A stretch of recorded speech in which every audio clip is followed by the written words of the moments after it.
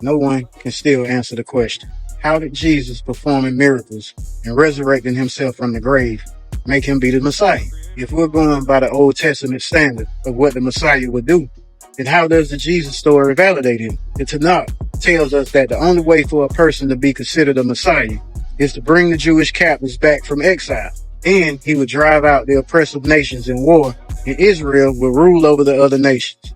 All of these events were fulfilled in Isaiah 44, verse 28 through Isaiah 45, verse 6. And in the book of Zechariah, where the high priest and the Messiah both sat on their thrones as the second temple was rebuilt. If Jesus was the Messiah, why was the second temple already standing when he was walking the earth?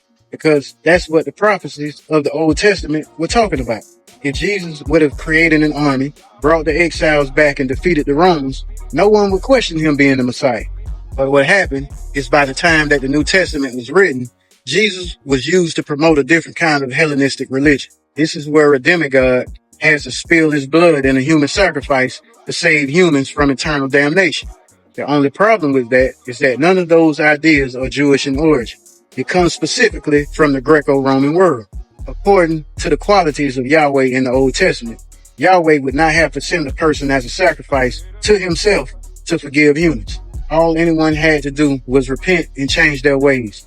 There was no need for any sacrifice for sin offerings. Hosea chapter 6 verse 6 attested to that. And Ecclesiastes chapter 9 verse 5 tells you that there was no more reward after death. So this entire Jesus myth about human sacrifice and worshiping a man is a false religion that piggyback off of the Jewish scriptures. It's no different than Islam piggybacking off of Christianity, the stories of jinns and demons, just like the Book of Mormons piggybacked off of the New Testament. But I'm just showing you all how you've been lied to by the church to have you out here idolizing the human sacrifice story. This has nothing to do with what I believe or if God is real or not. I'm just here to state the fact. Cello the Great. Fuck it.